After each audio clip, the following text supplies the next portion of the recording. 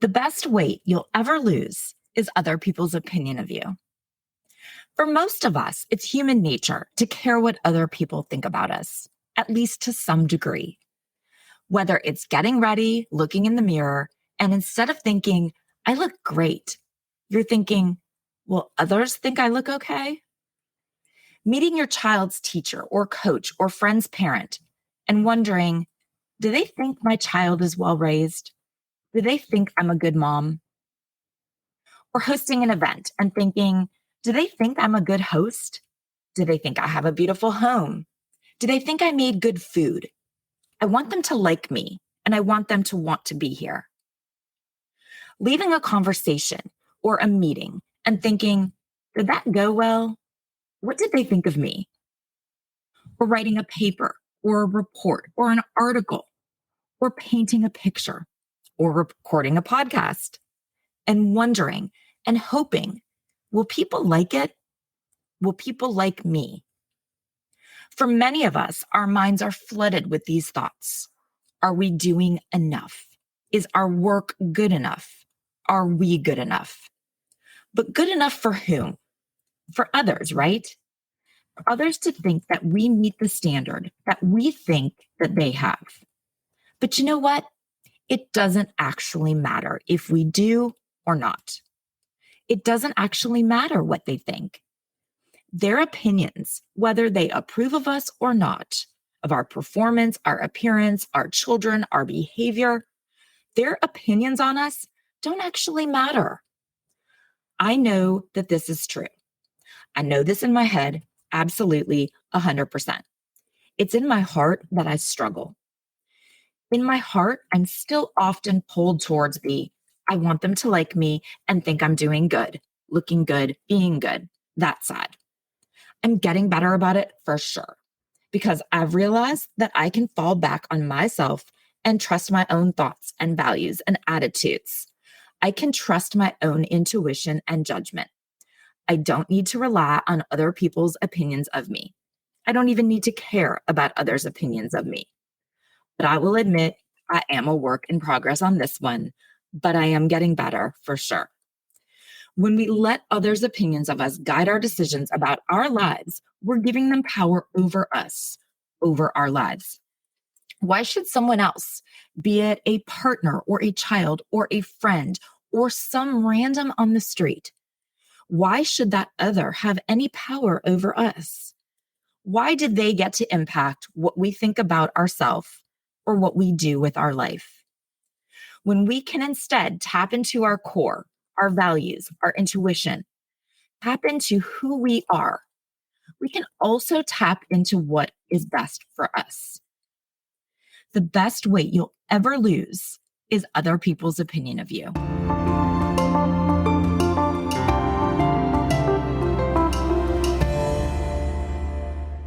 Hey guys, it's Jen. This is another episode of Reframing Me. Have y'all seen the Barbie movie yet? I cannot imagine me being me, having a podcast like this one for women and about the female experience, and somehow not having a conversation about the Barbie movie. It would truly seem like an absolute failure on my part. The movie opened up while we were on vacation, so I had to wait then until last week to get to go. But I was super lucky because I got to see it with my daughter, who is almost 14, with my two boys who are 15 and 17, and one's girlfriend who is also 17, and one of my best friends who is in her late 40s, just like me. So really, it was a pretty great group to go see it with. I loved getting to sit next to my friend and hear her laugh and cry at the exact same parts that had me laughing and crying. Although we've been so close for probably nearing 15 years, that means that we had entirely unconnected lives for over 30 years before we even met.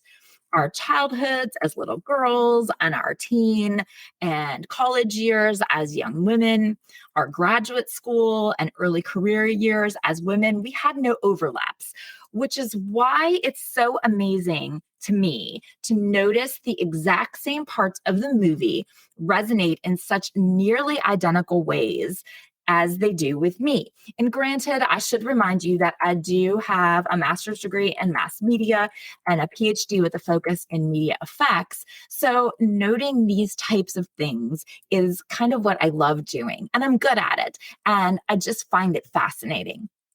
Regionally, religiously, and firstborn wise, she and I were raised very similarly.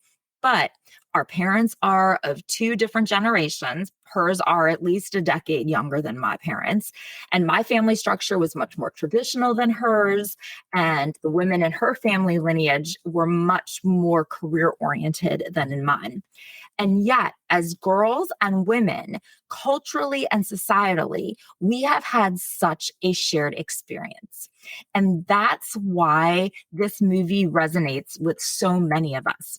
It's not like the issues portrayed in the movie are things that, oh, they happen to just the outliers or to their one offs. No, we all experience these same things, whether it's the pop culture side of it, like, oh my God, I had that Barbie. Yes, I did too. She was my favorite. Oh, she was my favorite too. Those types of things are always fun. Like, how many of us sitting here listening or recording, I guess, this podcast loved Peaches and Cream Barbie, right?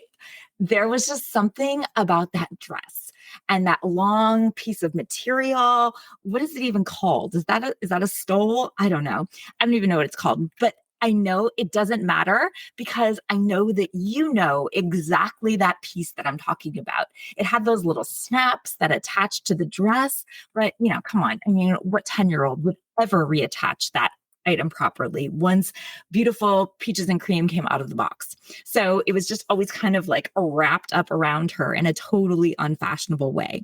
And eventually, I'm sure, just like me, you all just ignored that piece entirely. But why would we have ever even wanted to cover up that dress, that iridescent top on the dress, and that coral? Remember, it had coral colored flower belt. I totally forgot about that part until right now. And then dated nighttime Barbie. I mean, she was what I imagined being an adult would be like. I mean, it's not, but that's what I imagined being an adult would be like. Of course, the nighttime side of the skirt was my favorite. Although it's funny because I'll have to ask her, but I would hazard a guess that the daytime side was much more my friend's favorite, definitely more her type. Maybe that's why we get along so well. Maybe we're two sides of the day to nighttime Barbie skirt. I should also probably remind you here that I wear workout clothes probably more than 95% of my life. So I don't have call for either side of the day to nighttime skirt at this point in my life. So it's not like I'm wearing either. But I do wonder how many of us could feel like deep inside that we identify more with one side of that skirt or the other. Like we were drawn to one side of it, like it somehow fits our personalities. Anyway, it really brings me to my next observation on this movie.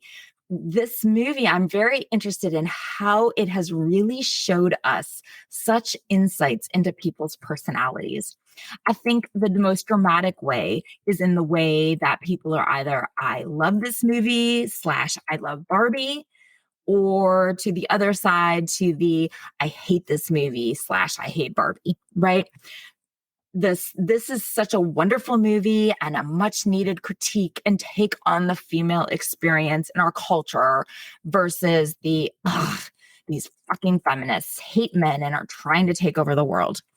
I feel like there is some overlap probably between these sets of groups so that while they aren't mutually exclusive, there were probably a lot of people who were, I love this movie because it was a much needed take on the female experience. Just like there was a lot of overlap between the I hate this movie because it's liberal, feminist, anti-men propaganda. Again, not everyone. I know that there were people who just didn't like the movie for whatever reason, but still didn't think it was anti-male propaganda, 100%. But I do know that there is some overlap too. I also find it's super interesting to see the divide between the go to see the movie dressed in pink versus the, I don't own any pink people, right? So I love pink. All right. It's a great color. I've always loved the color pink. I love purple and I love blue too. I mean, you wouldn't know any of this due to the fact that 90% of the clothes that I wear are black or gray. Well, okay, so that's not fair. I have branched out a little bit recently. I would say probably it's more accurate. I'm a more neutral person at this point than just blacks and grays. I would say 95% of what I wear are neutrals: black, gray, whites, and browns or tans. They are, and even navy. Now that I am a blue girl, thanks to my blue lapis jewelry for my throat chakra, I do like navy. Oh, okay. As an aside, if you haven't already listened, do go back and listen to the Just for Me, Keep the Energy Flowing, and the Empathy, Intuition, and Dreams episodes from way back, like maybe late 20s or episode 30, maybe. I'll have to go and relink them and put them in the show notes so you don't have to search. But if you have listened to those, I should update you and tell you that it has now been like 5 months and I have not choked in my dreams once, not one single time. After over 25 straight years of choking, like nearly every night, I haven't choked once. I am certain that people think that I am crazy at times, but you know what? Sometimes you just got to believe in what woo Jen is telling you, because y'all, there is more to things than people realize. Okay, so I am totally digressing here from Barbie, but I always dream. And even though I don't remember details very much, they're vivid dreams with lots of emotion. And I do remember having them, although I can't really ever articulate any details or remember any kind of particular storylines. I remember the feelings. Anyway, okay, so 2 nights ago, I dreamt about snakes for the first time. All right. And I can't stop thinking about this dream. There were 3 snakes, to be specific, 3 snakes of varying sizes. There was one that was huge, like bigger than the people in the dream. All right. There was one that was medium and one that was small. And I do remember being unsure if the small one was alive. It kind of was on and off. I felt threatened by them. Well, I mean, duh.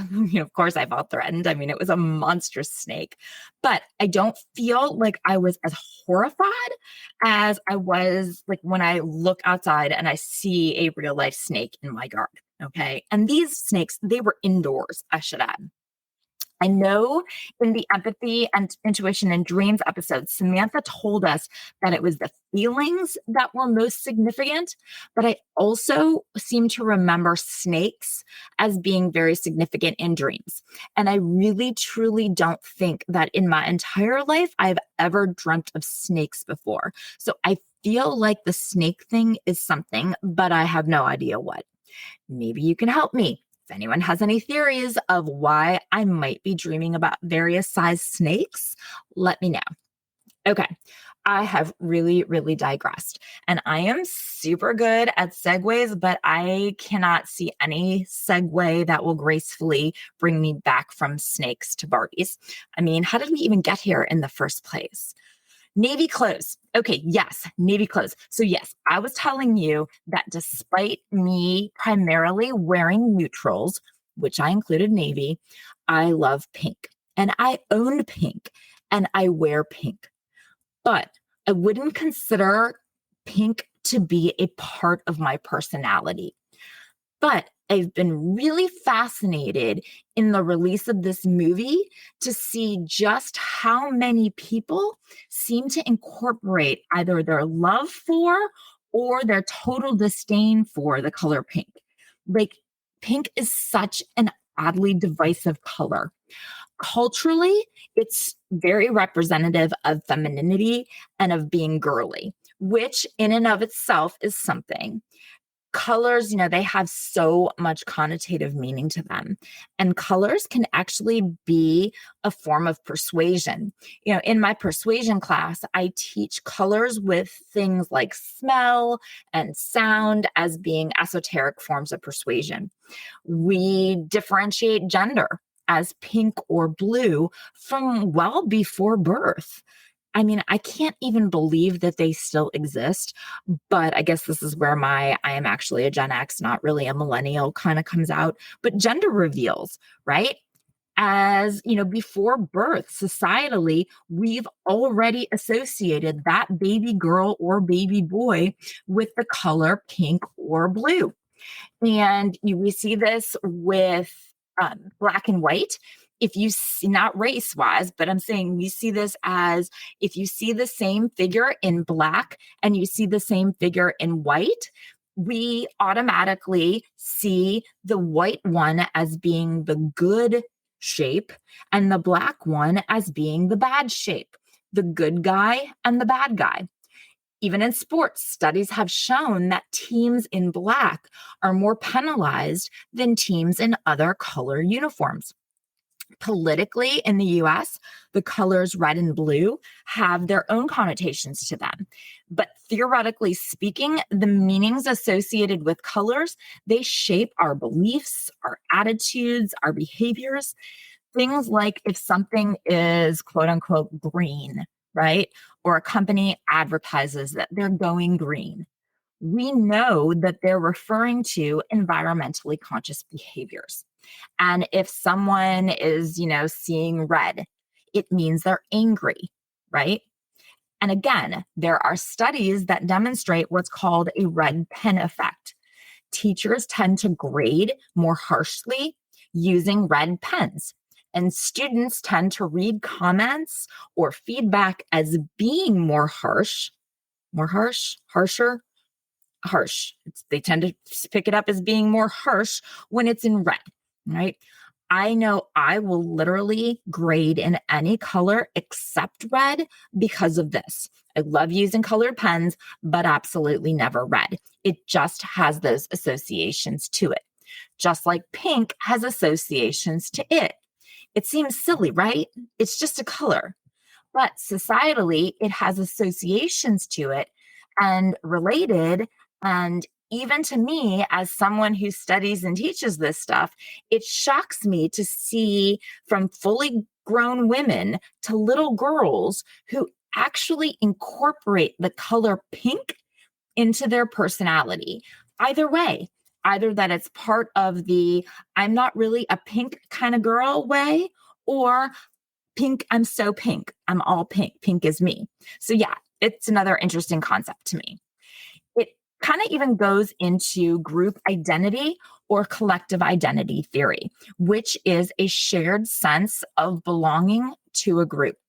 For probably close to a century, researchers have looked at the relationship between a person's individual identity and their surrounding society. The existing social structure that you belong to, it shapes your identity. And then you interact with others and shape the new social structure. And your group identity is all of your cognitive, moral, and emotional connections with a broader group. Theoretically, people associate and present themselves to others as part of a group to make sense of their experiences. And often, those experiences that we're trying to make sense of are experiences that were difficult or painful or that we've suffered through. Now, to best illustrate this, you can think of political parties or religions, right? You can think of someone who is or who has experienced suffering or pain in life. And now, this religious group or this political group gives them a context for that experience. Its messages put the words to something that we just couldn't do ourselves. Their messages, they help us to make sense of it all. And as humans, we want that. We need that. We want to understand. And as social beings, we want to feel connected to others who have shared our experiences. We don't ever want to be in this alone, especially alone in our struggles. And so we associate with a group to understand ourselves and feel that connection to others. So we identify as a religion to let those teachings make sense of our experiences and to feel connected to others who have the same experiences. We identify as a Democrat or as a Republican to make sense of our experiences and to feel connected to others. We identify as moms, well, because we have children, but that's not enough, right? We need more of a connection, more explanation for how we feel. As new moms, we didn't feel that same connection to, say, moms of teenagers that we felt to other new moms. Just like now, our identity is attached to being moms of teens because we are moms of teens and we like to hear from other moms of teens and we like to connect with other moms of teens. And being a mom of a teen is part of our identity right now. No, it's not necessarily an organized group like a religion or a political party, but it makes us realize that we are not alone in this. What we are experiencing, others are experiencing too. And I can come along and explain to you why this is happening and why you are feeling the way that you are and why your kids are behaving the way that they are and why your interactions with them are the way that they are. And it all makes sense. We identify as working moms or stay at home moms, as girl moms and boy moms. We identify as dance moms and soccer moms. All of those labels that we see and we hear, it shows how we have attached our identity to a group that's larger than ourselves. So, in the Barbie movie, when America Ferrera gave her now famous monologue, which, if you have not seen the movie or have not somehow read this monologue online by now, I know I saw the movie about a week after it opened and I had already read it everywhere by then. But if you haven't already done so, then this probably could be considered a spoiler, I guess. But when she said, quote, "It is literally impossible to be a woman. You are so beautiful and so smart, and it kills me that you don't think you're good enough." Like, we have to always be extraordinary, but somehow we're always doing it wrong. I mean, how many of us felt that in our soul, whether it's at work or with our kids or with our partner? Like, we need to be extraordinary, extraordinary, beyond ordinary, right? Above average, way above average. We drive ourselves crazy. We worked so hard. We lose so much sleep over it. And yet, we are somehow always doing it wrong. She said, "You have to be thin, but not too thin. And you can never say you want to be thin.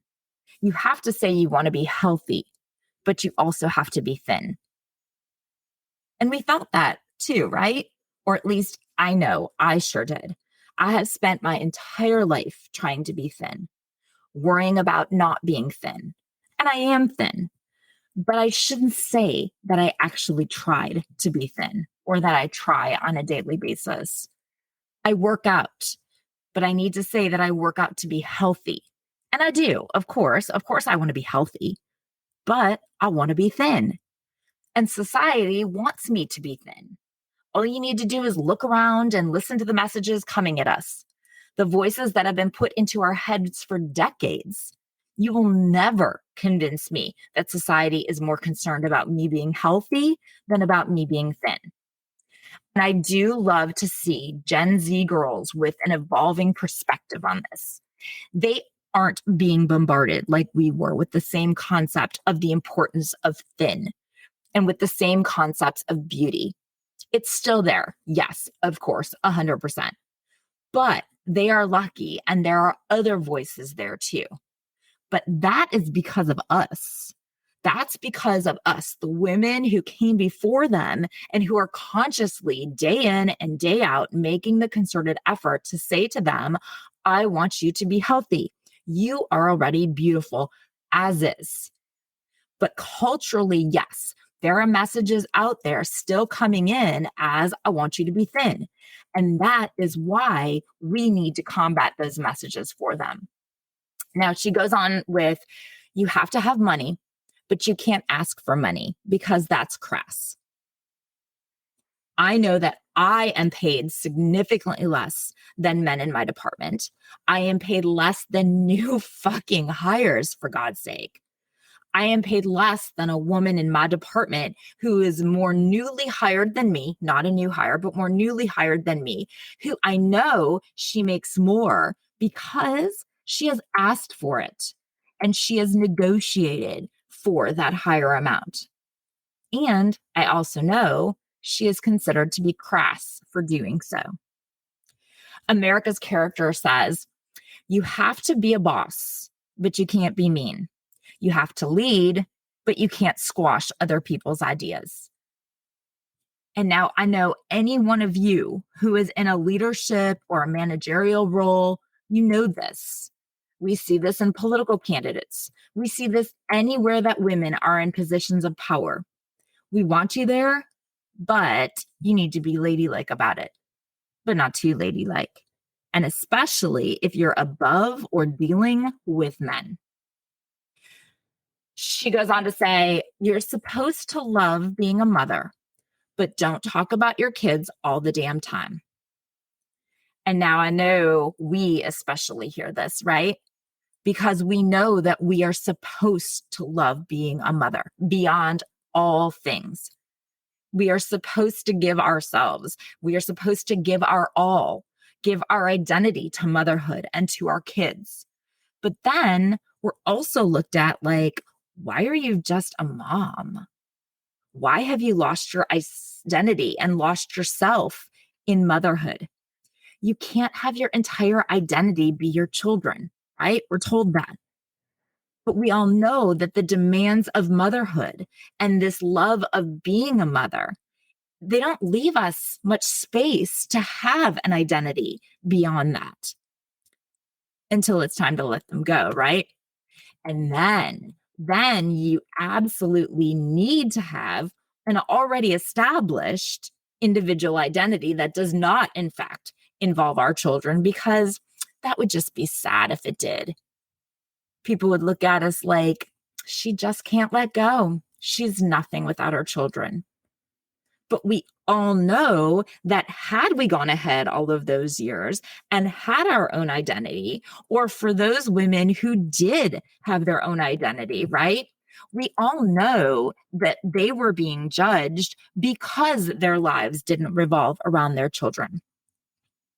Now, she says, you have to be a career woman, but also always be looking out for other people.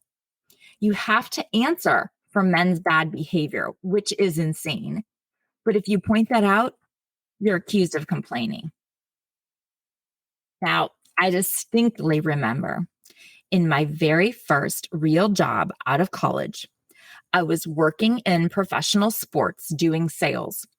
It was a highly male dominated workplace. I think that there were like 3 women total of us and pretty much countless men. I was doing sales, and my boss, who was obviously a guy, well, he told me that the only way that I would ever sell as much as the other guys was if I would wear more skirts and short skirts. Wear more short skirts is what I was told was the only way that I would ever be as good at sales as the other guys that were there. So here I was, 23 years old, being told that the only way that I could ever be as successful or as productive as my male colleagues was to wear short skirts. Now, when I mentioned this to another higher up colleague, he literally said those words, that I needed to stop complaining. And so I did. And I shouldn't have. And I would hope, and I totally know, thankfully, but I would sure hope that my daughter would never take that type of treatment in a workplace. And she would never believe that she wasn't as good, if not wasn't better than her male colleagues, even in the first place. And she certainly wouldn't let it impact the way that she handled her professional experiences for the next 25 years, like I have. Now, in the monologue, she goes on with, you're supposed to stay pretty for men, but not so pretty that you tempt them too much. or that you threaten other women because you're supposed to be a part of the sisterhood. But always stand out and always be grateful. But never forget that the system is rigged. So find a way to acknowledge that, but also always be grateful.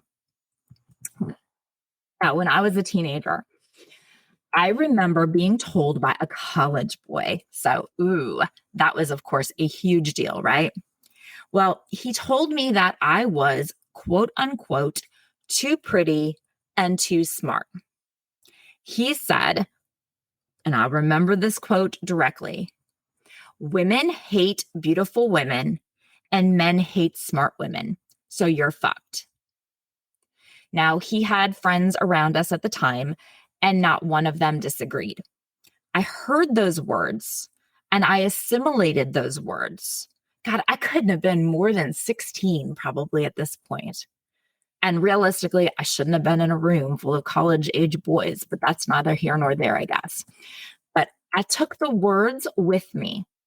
And while I didn't really process them or even believe them at the time, they've always been in the back of my mind. And disappointingly, just like for so many of you out there, those words have been reinforced time and time and time again. Why? Because she's right. The system is rigged. It's rigged against us. She finishes her monologue with, you have to never get old, never be rude, never show off, never be selfish, never fall down, never fail, never show fear, never get out of line. It's too hard. It's too contradictory, and nobody gives you a medal or says thank you. And it turns out, in fact, that not only are you doing everything wrong, but also everything is your fault. I'm just so tired of watching myself and every single other woman tie herself into knots so that people will like us. And if all of that is also true for a doll just representing women, then I don't even know. Now, I don't know about you, but I felt that. I felt every word of that, every single word. And in my 47 years, I have seen nothing that has shown me anything different about the world that I'm living in. I know that there are women out there who hated the movie. And I'm sure that there are women, maybe even some of you, who don't feel that monologue as deeply as I do. And if that is truly the case, then I really love that for you. I truly do. I want that to be true for all of us. Unfortunately, I know it's not.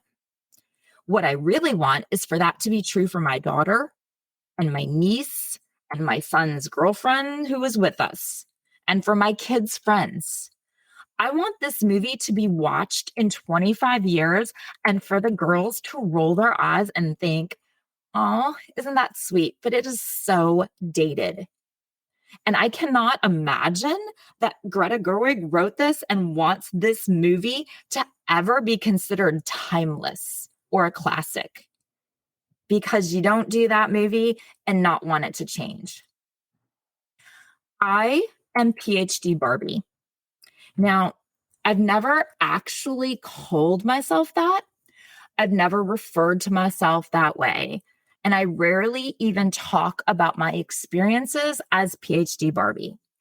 And I rarely ever even share this story with anyone. Realistically, it's probably because of all the points that I've already mentioned that I don't share it. In fact, America's Monologue really does a great job of explaining both this experience and the fact that I don't share it. Well, okay, so Barbie has inspired me to be brave. And you all continue to inspire me every day to do things that are outside of my comfort zone. Now, for the last couple of weeks, I've seen countless women referring to themselves as Dr. Barbie or Engineer Barbie or Lawyer Barbie or Dentist Barbie or Professor Barbie or whatever. Okay. Now, none of these women actually look anything like stereotypical Barbie from the movie, of course, which is actually why it's so great, right? It shows the power of that movie. The Barbies in those roles in the movie, they didn't necessarily look like stereotypical Barbie, so that's great. Now, would it be the same if they did look more like stereotypical Barbie? Would we be as supportive and comfortable with them and with those statements? I mean, I really hope so. When I interviewed for my current position in 2005, I didn't get the job. I would have been 29, 28, just finishing up my PhD. The interview went so well, or I thought it went so well. When I was given my rejection, it also came along with a note that said to call me if you'd like to discuss further from a guy in the department. So I did. Among other things in the conversation, he told me, quote unquote, basically, the faculty were very concerned that you were too PhD Barbie. Too PhD Barbie. So a group of faculty, educated men and women in an academic interview situation, had a discussion about a candidate that included their quote concerns about me, despite my qualifications, despite my advanced education. Their discussion not only included concepts related to, but those specific words were said and they were unlikely disagreed with. And then they were repeated to me as, quote, helpful feedback. I was too PhD Barbie.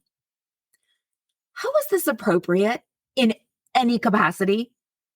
And how is this feedback intended to be helpful? I mean, it was helpful, of course, because I got the message loud and clear.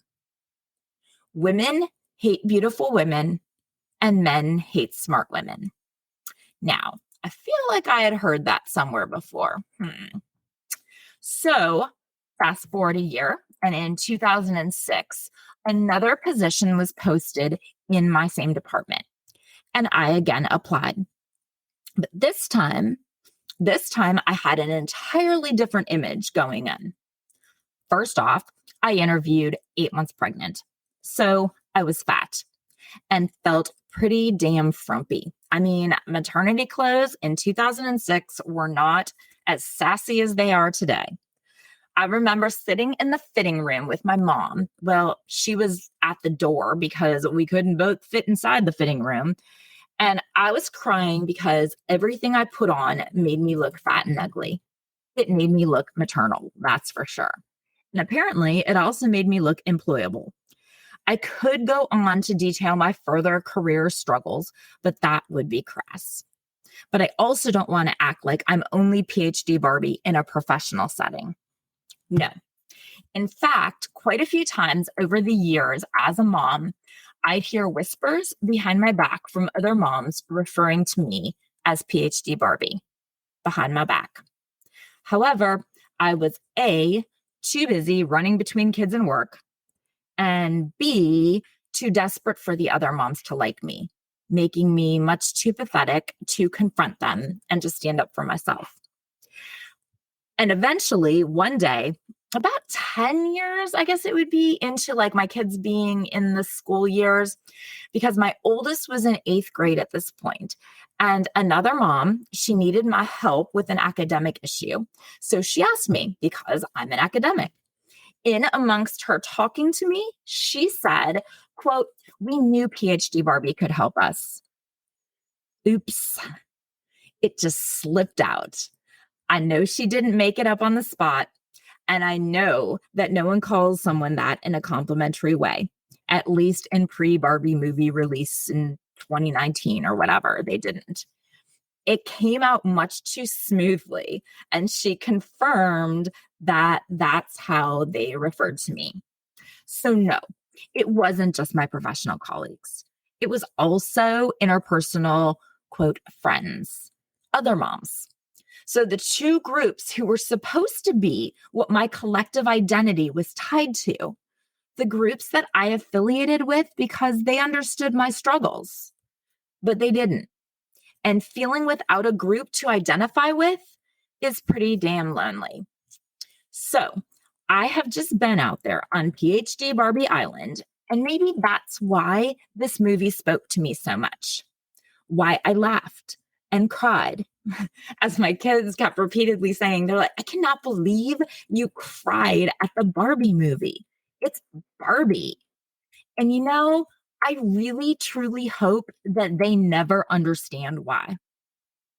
Thank you so much for listening and for going on this journey with me today. Maybe you didn't have the same takeaways from the movie or even from the monologue as I did. But I think it is so important for us to hear other people's experiences, to allow for a growth and hopefully empathy, because everyone has a story. And as good humans, we need to recognize those stories and appreciate the women who came out of them. I want to hear your stories. Reach out to me on socials. Share your stories with me and with us. We can make sense of all of this together. On Facebook, it's Reframing Me, and join the Facebook group, Reframing Me, the podcast community. On TikTok and Instagram, it's Reframing Me. And you can listen or email me through the website, reframing-me.com. If you've enjoyed this or it's spoken to you in some way, please share it with your friends. Until next time, be well and communicate.